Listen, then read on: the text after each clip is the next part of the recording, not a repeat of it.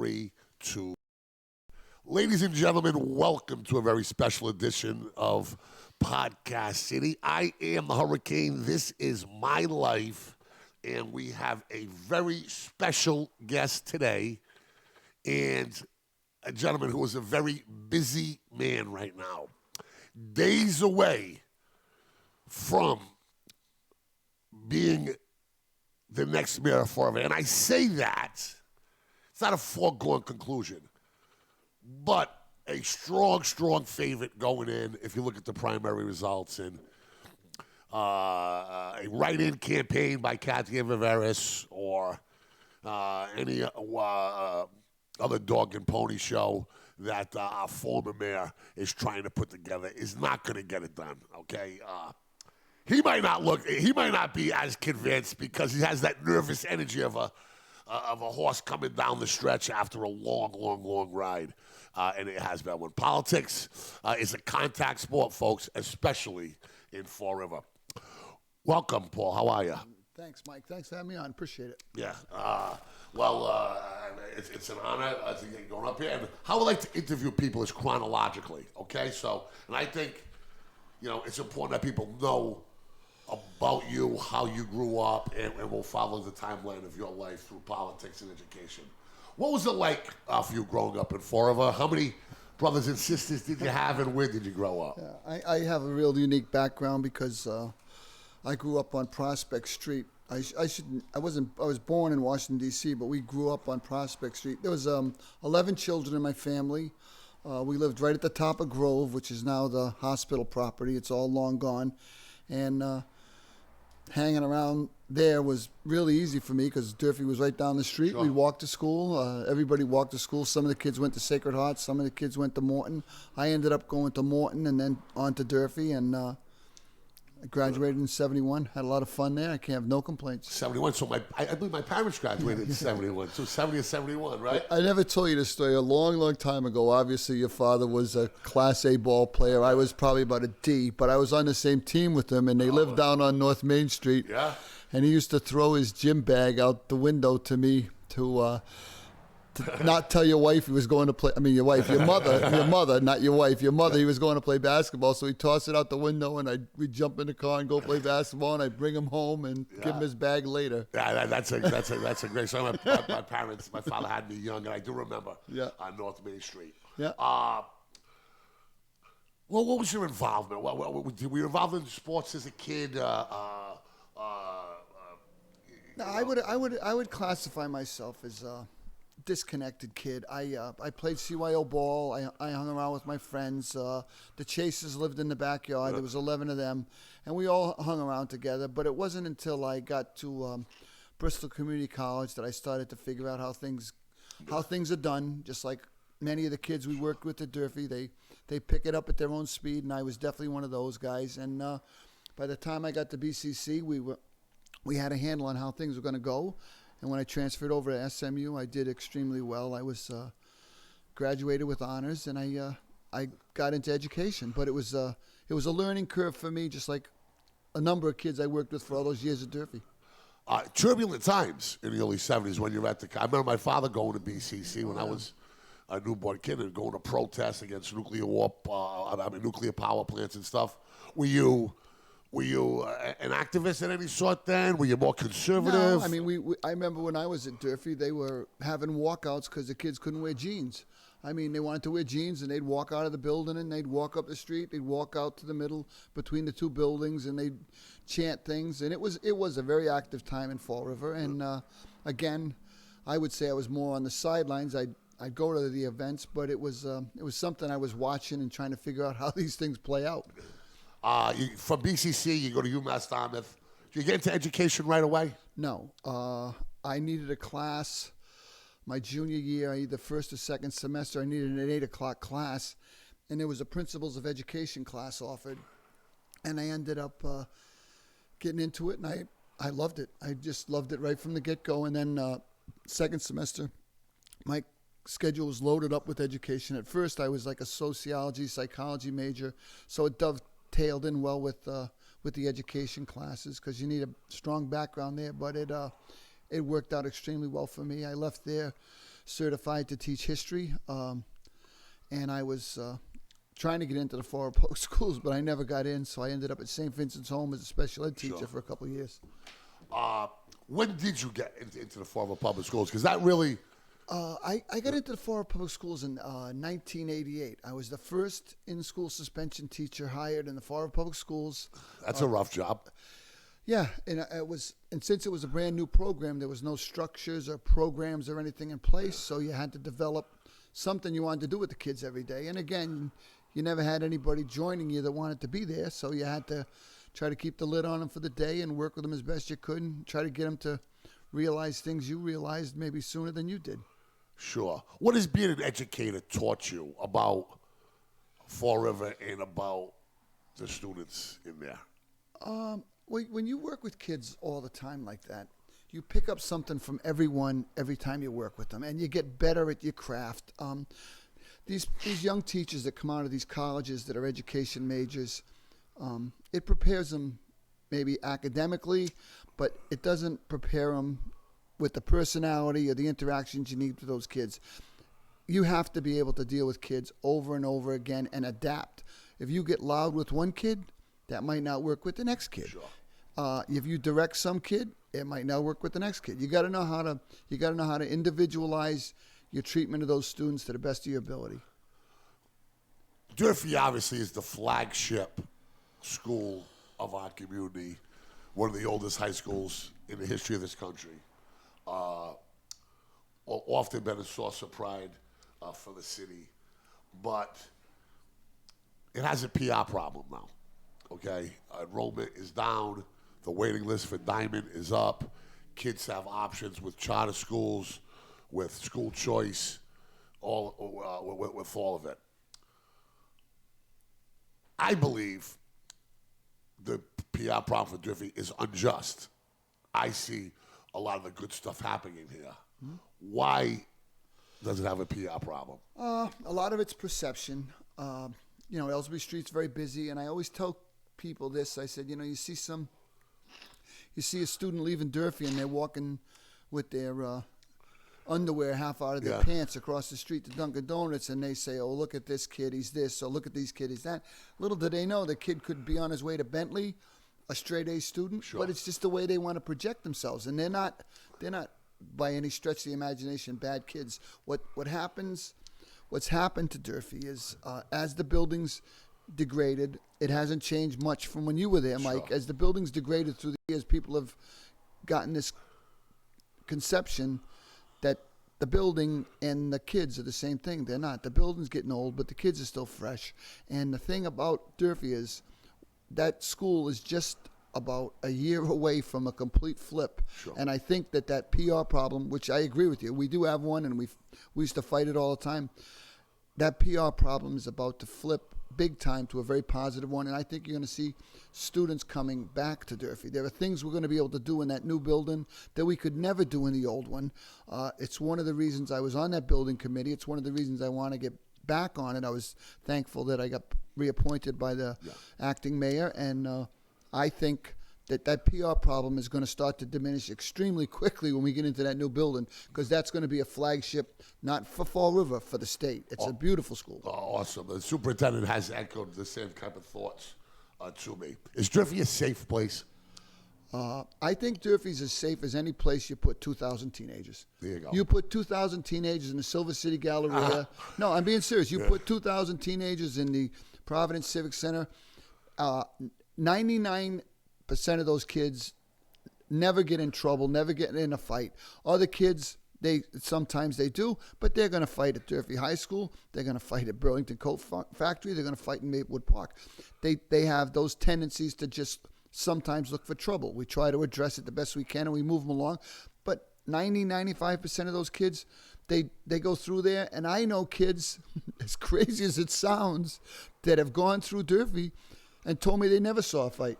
They never saw a fight. They didn't get in one. They never saw one. And I was like, how did that happen? But they just were never there when something happened. Let me ask you a difficult question. And you're running for office, and obviously the media is very powerful.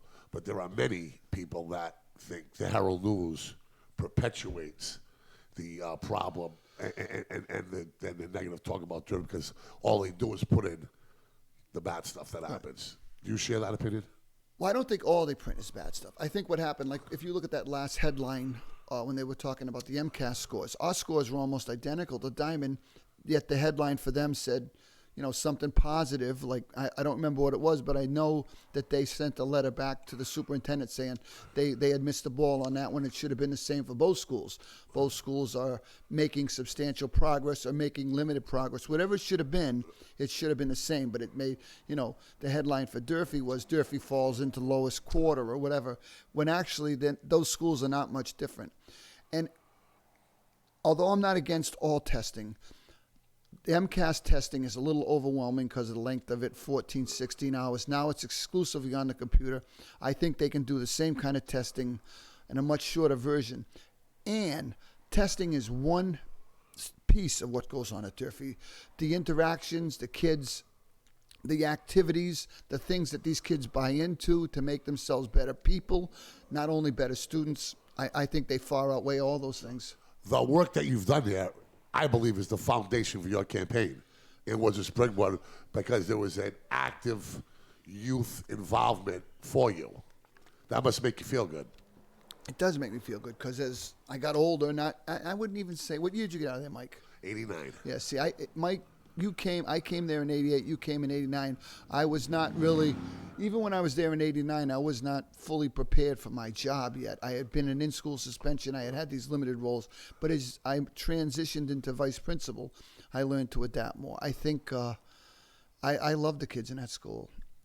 And it was a highlight of my life, working there. And even I doubt that the mayor's job is going to touch it, but I had a lot of fun there. You're viewed as a political outsider, even though you've been very successful. You're not part of the prototypical form of a political machine or the factions of that. But it must be good to have the people that you work with, the students, to validate you as somebody being qualified for there. Oh, absolutely. I talk to kids all the time, and they're uniformly almost 100% with me. They want me to win. They know I'm not going to do some of the shenanigans we've seen from this last mayor, and they know I'm going to work hard. In my last 10 years, I don't think I took one sick day. I gave personal days back to the district. I know that success is 90% showing up and being there and being visible, and I do really abide by that. I'm a hands-on The harder you work, the luckier you get. Absolutely, you make it, and I just think that what happens is you keep working, and they see you trying hard, and they know you're with them, whether you're at a basketball game, a play, a music performance. They know you care, and if you stick your neck out there, they appreciate it. What made you run? What made you dip your toe in politics when you first ran for school committee?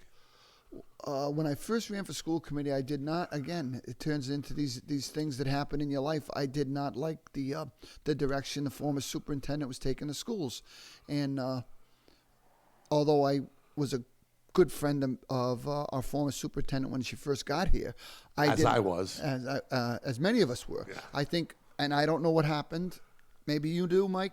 But it seemed as she started to withdraw and isolate herself a little more and not listen to people that had been here grinding for a long time. She decided that it was going to be her way or the highway. And I don't wish bad on her in Barnstable, but I just thought that if I had a chance to get a seat at the table and have some say on what I saw as important in the schools, I thought it would be something that would work out for me, and that's with the encouragement of my friends. I ran for school committee.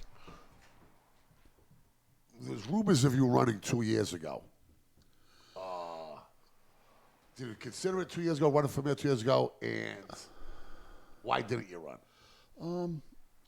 I don't know if those are probably far of a rumors. At one point, you never thought about running 2 years ago? No, someone had kicked it around with me, but it wasn't like an active thing that I was saying, oh boy, I'm getting into this. It was more, I mean, at the time, I don't think Jazel, the current mayor, had kind of, completely left us yet, and I was still trying to see if there was a way to give this guy a chance. I thought things could work out, but they just didn't for whatever reason. And the way the city's going right now, I just didn't want to stay on the sidelines. I said I'll stick my name in the hat. Did you run for mayor to get Jason Career out of office? No, I ran for mayor to improve the city of Fall River. What he did and what his actions showed me was there's a better way to do it. He's an example for me. Even though he's a lot younger than I am, I learned from him how you don't do things. When he first got elected the first term, which was kind of like I said, maybe things were going to change back, he wanted to meet with us. So I got paired up with a friend of mine, Eddie Costa, and we had a big meeting, all the school committee and all the city council, and he said, we're going to meet regularly and talk about issues. I think we met once, maybe twice, to be fair to the guy. We never saw him again. And those meetings all went by the wayside. If we had time to talk about things we wanted to do for the schools or to help the kids, maybe we would have stayed more actively engaged with him, but those things just faded out. What did you learn about his illegal activities? Probably, as all of us did, you heard rumors. But again, this is Fall River, sure. So you've got to filter those rumors things. Come cheap. You have to filter them, and they fly around. But they happened. They happened. And the last one in the recall election, they had not all completely bubbled up yet. I was focused more on the legal donations he was taking from the marijuana companies and putting into his defense fund. Sure. I was focused on that. I did not know that was the tip of the iceberg and where it was going to go from there. I was more angry that all the money he took there, he kept for himself. He didn't throw into the hat for any of the kids or sports or anything, and it infuriated me on that level. How much damage has been done? Significant. It's jaded people that I didn't think could be jaded. It's given the city a smack in the mouth. Compounded a PR problem that we have already? Yeah. A friend of mine was going through the airport in Austin, Texas a couple weeks ago. Yep. And the TSA agent looked at his ID and said, you're the city with that mayor. And I don't know, maybe at one time we were always associated with Lizzie Borden, but this guy's done a hell of a job to knock her into second place currently. And I don't know. I just don't understand it. I don't know. Like I said, I did not know it was to this level. I don't think any of us did until all this stuff broke legally. If you were a judge or a juror, how much time do you think, if he's convicted, how much time do you think he should do? I saw the newspaper articles about the guys that worked with him were capped out at like 71 months or something. If he's the ringleader, it probably should be more than that if that's what the judge is going to decide. But I don't know. I wouldn't want to be assigning people time in jail. I don't think that's a place for anyone to live. But I do feel bad for all these guys. I mean, some of them, as far as I'm concerned, almost could be on home confinement. But they want to send a message that you can't act like this, so they can. Well, it's an important message. I mean, aside from terrorism, it is. Public corruption is the second priority of the federal law enforcement. It's devastating. And again, they got to make sure that people understand that you're going to be separated for a long time from your family when you behave like this. Let me ask you some difficult questions right now. What is the one thing your opponents say about you that may be true? That they they use in campaign rhetoric. You know, we're not talking about attacks any character. I mean, could you be a little inexperienced? Yeah, could well, you be I would naive? say that's a fair question because I would say legitimately lack of some municipal experience. That doesn't mean that, like when they talk about lack of municipal experience, the school department budget, we do it line by line. The city council approves the budget the mayor submits. They don't go over it line by line. So I don't have that experience with that budget, but I have experience with a budget that's much more difficult to comprehend. It's more than half of the city budget. So maybe they say he doesn't have municipal experience. You're right, with that kind of budget, I would say that's a fair criticism. I've never worked in government center. That's a fair criticism, but I did work in a state house for 3 years. Back in the 70s, early 80s. I'm not infallible. I have things they want to talk about. That's fine. But I think overall I have the experience to do this job. And I think you've done an amazing job in this interview. But again, to be fair, what about the fact that people say you moved out of Fall River for a while? I did. At the time, There were a couple of factors there. The house that I ended up buying in Somerset was a foreclosure, and where I lived on Robeson Street, which just was an extremely busy street, that house fell into my hands. I slept, in sincerity, I slept in Somerset, but I lived in Fall River. I was in that school. Every day I was the first one at Durfee. I always stayed to the end of the games. I always stayed to the end of the plays. I lived here. When we went out to eat, we came here. Yeah. Sometimes we went to Mount Rapids. I'm not saying I'm a saint, but I might have slept in Somerset, but I lived in Fall River. I have a saying, real Fall River and who isn't, who isn't. You don't have to live in Fall River the whole time to be it, and you certainly and your family certainly are that. What is your biggest character flaw? What are you worried about? Listen, it took Tom Hodson 11 minutes to answer this. No, it's not. I know my biggest character flaw. I'm impatient. Because isn't it very important to know what your weaknesses are? No, I do. If we have a problem and we're facing a problem in the city of Fall River, I want it fixed yesterday. Sure. I don't want it fixed when it comes to me. Sure. I want it fixed yesterday. So I do get impatient, but I have learned to gauge myself so that I don't get all upset about it. But I am a type A person that likes to get stuff done. I have a tremendous sense of accomplishment, and I want things to move along. When things don't get completed in a timeline that I think fairly they should be done, I do get impatient. So impatient. Right. So I would say impatience. I want to move things. I want things to get done. I want to improve. My goal is to improve the city for everybody that lives in it. What is the most important decision you'll make in your first month as mayor? Well, I don't know what that's going to be till I see what the decisions are. I know everybody wants to focus on, obviously, to make the city a better place to live, you need to surround yourself with the right personnel. I need to know exactly what's in that budget. So picking your team is the most important decision? Well, the budget, I want to know exactly what those numbers are. We talked to the auditor's office already. I want to know clearly, and I'm not trying to cast aspersions on anybody in that office, but are these financial numbers that we're being told we're going to have to work with, are they accurate? That affects all hiring. You can't hire people if you don't have money. It's my position that the budget, personnel, another one in this trifecta, attitude. The climate in this city is atrocious, and you're going into a job like that where people right now are highly skeptical, and the city is almost in separate factions. You got to bring them together. You used the word jaded before. Jaded. They are jaded. Yeah, absolutely. And you got these factions all over the place. So, I mean, to tell me one thing that would be the number one thing, all of a sudden I get one of them fixed and the next one's bubbling up on me. I want to see what they are, but there's a number of them. There'll be plenty of bubbles.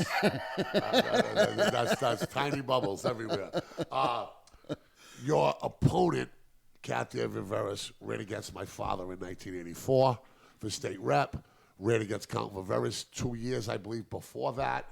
She's been in the game for a long time. She's worked. She's made a lot of money from paychecks from the city of Fall River. A smart guy told me yesterday,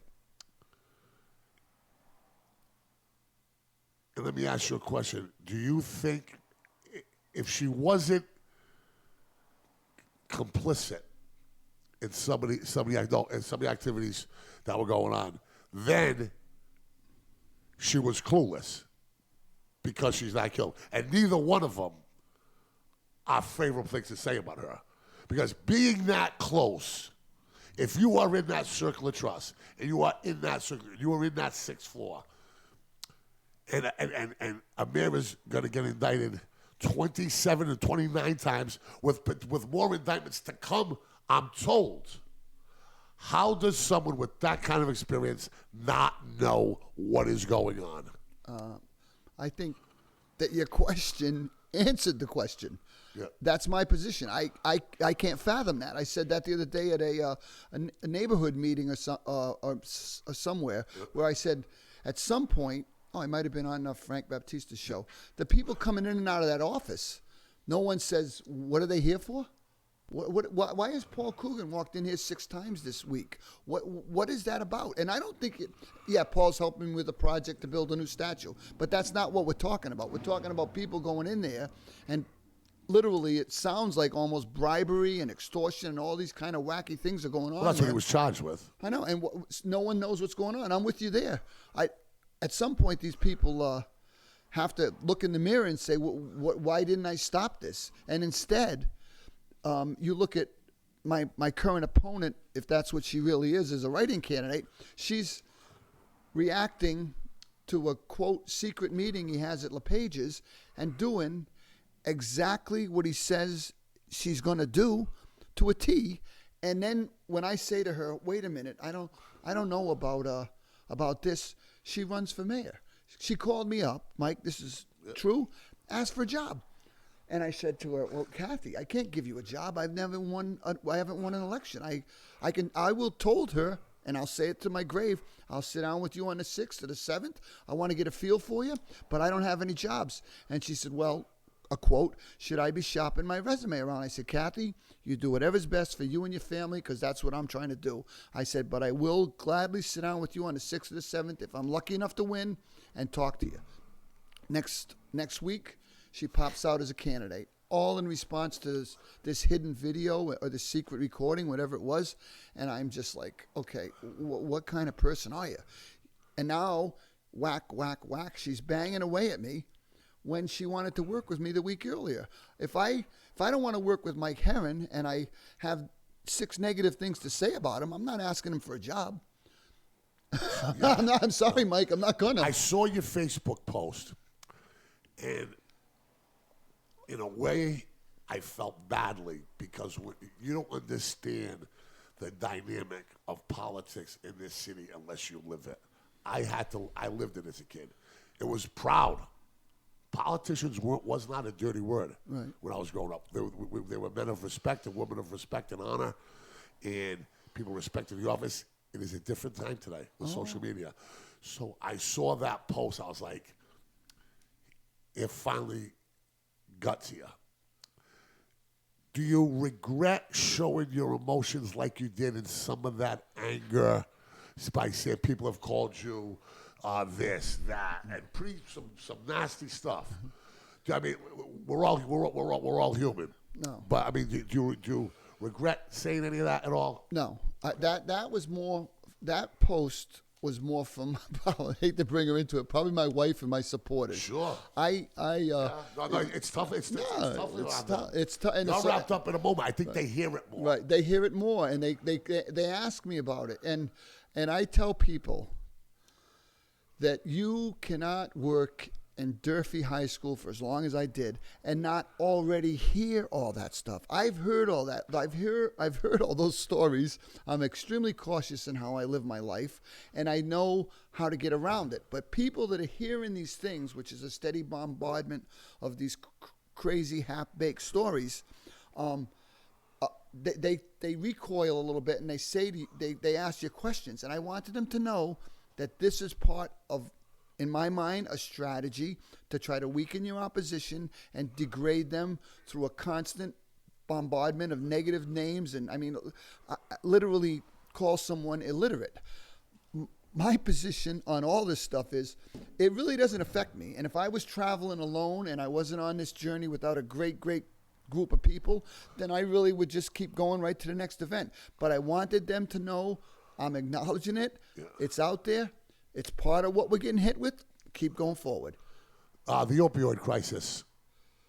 On your list of priorities, where are you at with that? Again, it's right up there. I try to still attend as many of those Thursday, what they're going to morph into now is hub meetings up at the fire department headquarters to get a handle on what's being done. I listen to those people and their plight in this battle. I talked to a good friend of mine who's very actively engaged in it, Laura Washington, constantly advises me. There are a number of groups in Fall River that are tackling this problem. What I want to do But within some of those groups, there are some bad people. But that's not going to be the They have to be filtered. Right. They have to be filtered out. Well, what's going to happen, Mike, if I have my way, is if there's a group here, and here, I want to try to take one person from each of those groups and meet with myself and probably a couple of people that I'm starting to get closer to. I don't want to divulge their names, but they're going to be the team that's going to advise me on what they need, where we're going. There's some additional grant money out there that I would love to get my hands on if possible to help these people fight in this battle. I grew up in an alcoholic family. I really do not distinguish between alcohol and drugs. It's still an addiction that people need help with, and one of the only addictions you can die from. Right, and I do want to tackle this problem full bore on. I have no problem with meeting with people and going round the clock on this, and I'm going to be actively engaged in that problem. I watched the show on 60 Minutes about what Huntington, West Virginia is doing, where they actually embed what I would call an opioid social worker in the car with the police when they're going to an OD, because they want to not worry about the person that's OD. That's a medical issue. But the people around them may still be using, and they want to be able to get their names and try to get them help right then. Paul, you're sitting in front of me. Your main man over there, Eric Talley, is right there. We've talked about your break prices, and you haven't mentioned anything about my brother and his nonprofit. Well, let's talk about your brother. Your brother, this is how much your brother's helped me. When I was a vice principal, I had a young lady. This is a true story, Mike. And believe me, I know. they're in my inbox every day. Your brother, I called. I had a young girl, and she came to me one day. She said, "Mr. Coogan, I'm using drugs," and I said, "What are you doing?" I won't mention her name. Yeah. She goes, I thought she was smoking weed or something, Mike. And she said, "No, I'm using heroin." Sure. The next number I dialed was your brother's. Sure. And you know, the guy came up there with, at the time, Bobby Egan. Sure. They met with the girl. She went from Durfee to a facility in Pennsylvania, and your brother jumped over hoops to help her because he said, "You know, Paul, she looks like my daughter." I said, "I understand." And here's the kicker. Your brother was so much more aware of it than I was. He was able to educate me in this battle just while he was helping her. And at the same time, we had him back at Durfee to talk to the whole class, the freshman class, I think it was, and it was gut-wrenching. I've seen him a few times, and if I left him out, it's only because my mind's racing, Mike. I get it. But he's helped me personally with that, and I know he's helped people in my family. But the public nonprofit partnership is something that you'd like to explore, right? Without a doubt. Places like Bay Coast Bank and the Herren Project. I mean, those are things that certainly should be. You tell me something we can do to tackle this fight, and I'm going to be there. I will be there for this battle. We have got to win this fight. This is not the way you wash out people. We're never going to win it. But what let's we have get into to do, it. But what we have to do is we got to get better at handling it and better at the deployment of resources and all of that. Well, we can win some of them, Mike. We can help some people that'll be cured up and cleaned up. Tough. I mean, a young man right there. I know, it's a grind. It can't be done. My brother says you never know when the miracle's going to happen. Right. But every week there's 4 or 5 people in my inbox, and Eric will tell you this, with these stories. Yeah. And believe me, if you better learn to used to deal with failure, yeah, then success is, because I think the national average is about less than 5%. I believe the Herren Project is performing at about 15%, 3 times the national average. Well, I'll tell you, and you know, it's funny. What you're saying to me is exactly what your brother said to me. We get this young lady, and we send her to Pennsylvania, and I'm shaking your brother's hand and hugging him and saying, "Thank you, Chris, so much." And you know what he said to me? He goes, "You do understand this probably isn't going to work." Yeah. And I was like, I almost took a step back. I said, "Come on, Chris." And he goes, "No, Paul, this is a battle." Yeah. And that's the way he said. And I was honest to God. I'm like, I'm thinking we did something constructive. He goes, "This might not work," And I was it's like, always constructive because they have to have a lifeline. Correct. And that's the hope. Yeah. But if you're not in reality business, I know. I mean, how many times can your heart get broken? I know. You know, mine's been crushed over and over and over again. But there are living, breathing examples of people getting helped. And I'm not sure what the answer is. I don't know. I try not to think about it because I got my hands full just being on the front lines with it. Yeah. Okay, but it's something certainly that needs to be addressed. Okay, Paul Coogan for mayor. Okay, number one problem you're going after is it school system? Is it the economics? Is it what is it? I mean, what do you think Favre's biggest problem is?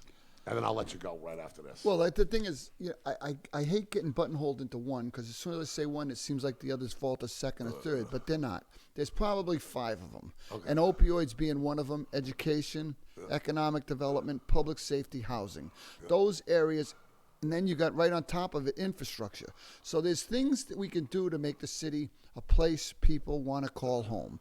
And all of these spokes come around government center, and someone has to address them. Public safety, again, is probably what I hear the most about when I'm out, walking around the neighborhoods. People, if I took the number one issue that people said. So you want to put more cops on the ground? Is that what your answer is? Well, no.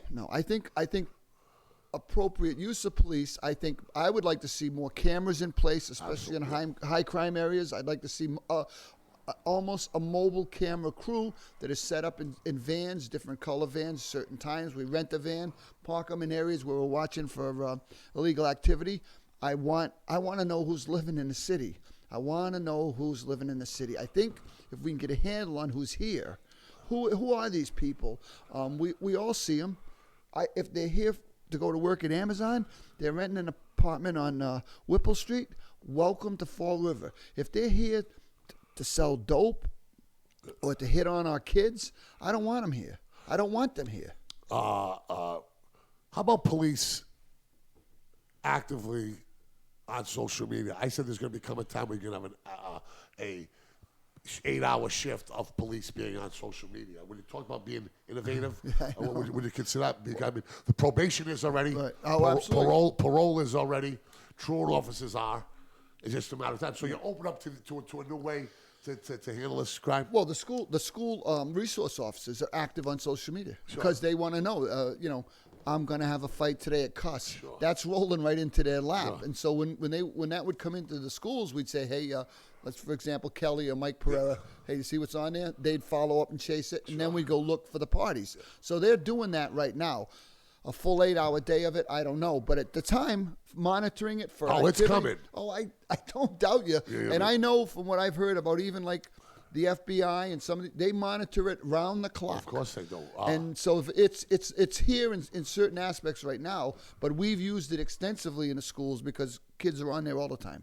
You mentioned housing. Would you consider rent control? Rent control is a very tough fight because I don't want to tell Mike Herren what he's got to charge for the second and third floor of his apartments. What I would push for in housing are inspections of units so that everybody going in knows they're getting a safe unit with 2 means of egress. I was in a situation not that long ago, basement apartment, illegal, 1 door in, basement windows this big, you couldn't get out. If there was a fire in that hallway, everyone was gone. And those are the things I'm going to look to. As far as rent control, what happens is once you instill rent control, then you deflate the value of a lot of property more than you save the money. But the prospecting, Cambridge, Progressive City had to put it in place. Boston, Progressive City had to put it in place. There were 3 families, there were 3 deckers, 3 bedrooms in bad neighborhoods now that are going for $1,800, $2,000. And believe it or not, from the statistics I've seen, we still have the lowest average rent in Bristol County. So we're not at Attleboro or Taunton or even New Bedford yet. We're going there. Sure. I remember when I was a kid, I lived on Warren Street. It was $20 a week. Yeah. So I know what you're saying. It's going up, and if there's a way to get a handle on it without impacting people negatively, I'm not against it. But I also want to make sure we explore all the avenues first, and we can have our housing that's safe. I'm also dead set against these abandoned properties that run down an entire neighborhood. The absentee landlords. Well, yeah, absentee landlords is one. How about the houses that the people just walk away from? I was up behind Benny Costa going door to door. There's a sign on the door, this house is vacant. We were here, no one's here. and they're going to foreclose on it. But I want to move those projects along. I don't want a house sitting there with the grass 2 feet tall and people coming and going. Let's get those things back on the market and get somebody in there that wants to live there. How about the panhandlers? At every exit on and off the highway. Well, I was, again, not that it's a solution for Fall River. I was watching what one of the towns did was had their police more actively engaged with these gentlemen or these women, where they would go up and talk to them. How you feeling, buddy? You okay today? Yep. And get a gauge on these guys. Is there a mental health issue that we can help them with? Is there a substance abuse issue we can help them with? Why are they there? What are they not getting that could make them a contributing member of society? Hey, how you feeling? And if they give you all the right answers, no, I'm down on my luck. I'm okay. Maybe you got to leave some of them. But some of those people might need some supports. Let's get them to them. Okay. Hey, listen, that was great. We got to go. Okay. But I'll tell you what, you did amazing. I thought it was great. And if anybody had any questions about who they were going to vote for, I don't think they will after they see this. But good luck. Congratulations. Good to see you, Eric. I am the Hurricane special guest, Paul Coogan. Get ready. We're going to share this all over social media. It's coming to the 4 of a beat in a little bit. And good night and God bless. Thank you.